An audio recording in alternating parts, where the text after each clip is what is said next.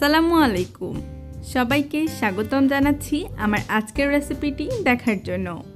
আজকের রেসিপি হচ্ছে এগ মশলা। বাড়িতে কোনো তরকারি না থাকলে ঝটপট এই এগ মশলাটা তৈরি করতে পারেন।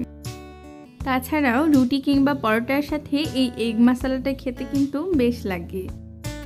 তাহলে চলুন এই এগ মশলা তৈরির রেসিপিটি শিখে নেই। এখানে 5টি সেদ্ধ ডিম নিয়েছি। এরপর এর মধ্যে প্রয়োজন অনুযায়ী কিছুটা হলুদের গুঁড়ো এবং কিছুটা মরিচের গুঁড়ো দিয়ে দিচ্ছি। এরপর ডিমের সাথে হলুদ মরিচের গুঁড়োকে খুব ভালো করে মিশিয়ে নিতে হবে।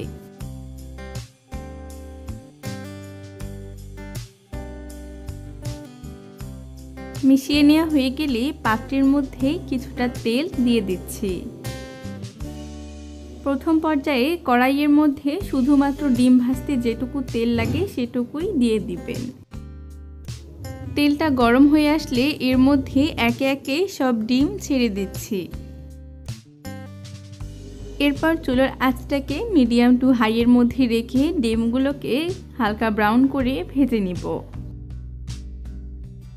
আর হ্যাঁ, এই ডিমগুলোকে খুব বেশি হার্ড করে ভাজার দরকার নেই। ডিমগুলো ভাজা হয়ে গেলে একে একে সবগুলো ডিম তুলে নিচ্ছি।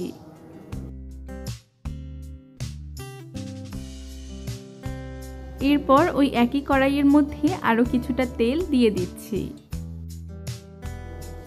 এখানে 1 চামচ জিরে, একটি বড় দারুচিনি, 5-6টি লবঙ্গ, 5-6টি ছোট এলাচ এবং একটি তেজপাতা নিয়েছি।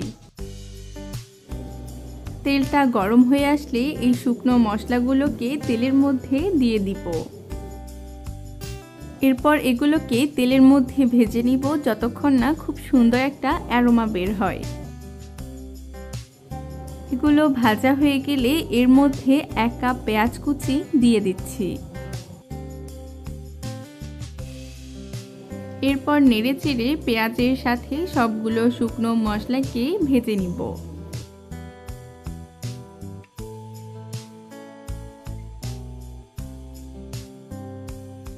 পেঁয়াজগুলো যখন কিছুটা সফট হয়ে আসবে তখন এর মধ্যে 1 চামচ আদা বাটা এবং 1 চামচ রসুন বাটা দিয়ে দিচ্ছি। এরপর সবগুলো মশলাকে একসাথে খুব ভালো করে মিশিয়ে নিব।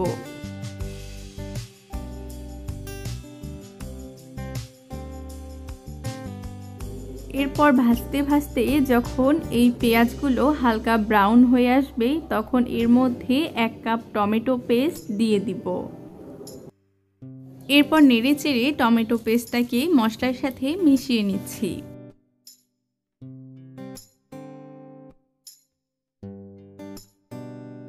এরপর এখানে 1 চামচ মরিচের গুঁড়ো, 1 চামচ হলুদের গুঁড়ো, 1 চামচ ধনিয়ার গুঁড়ো এবং 1 চামচ জিরার গুঁড়ো দিয়ে দিচ্ছি। এরপর 3-4টি কাঁচা মরিচ মাঝখান থেকে ফেলে এর মধ্যে দিয়ে দিচ্ছি। এরপর মশলাগুলোকে খুব ভালো করে কষিয়ে নিব যতক্ষণ না মশলার গায়ে গায়ে তেলটা চলে আসে।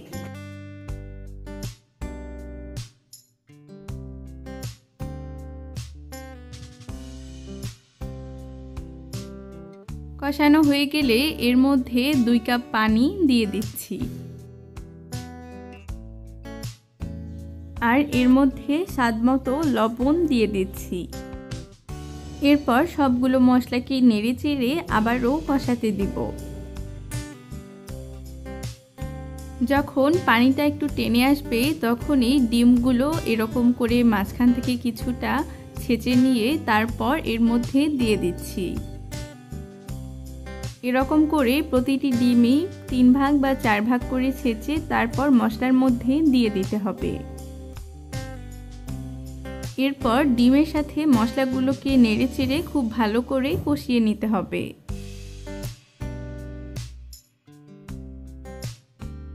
যখন পানি শুকিয়ে তেলগুলো মশলার গায়ে গায়ে চলে আসবে তখন এর মধ্যে কিছুটা ধনেপাতা কুচি দিয়ে দিচ্ছি।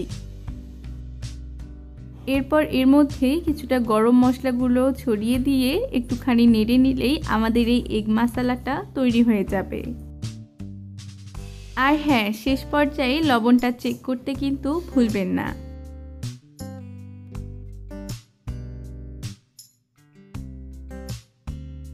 আশা করি আমার আজকের এই সহজ এগ মাসালার রেসিপিটি আপনাদের কাছে ভালো লেগেছে। ভিডিওটি ভালো লেগে থাকলে অবশ্যই একটি লাইক দিবেন। পাশাপাশি যারা এখনও আমাদের চ্যানেলটি সাবস্ক্রাইব করেননি তারা সাবস্ক্রাইব করে পাশে থাকবেন। সবাই ভালো থাকবেন, সুস্থ থাকবেন, আমাদের জন্য দোয়া করবেন। আল্লাহ হাফেজ।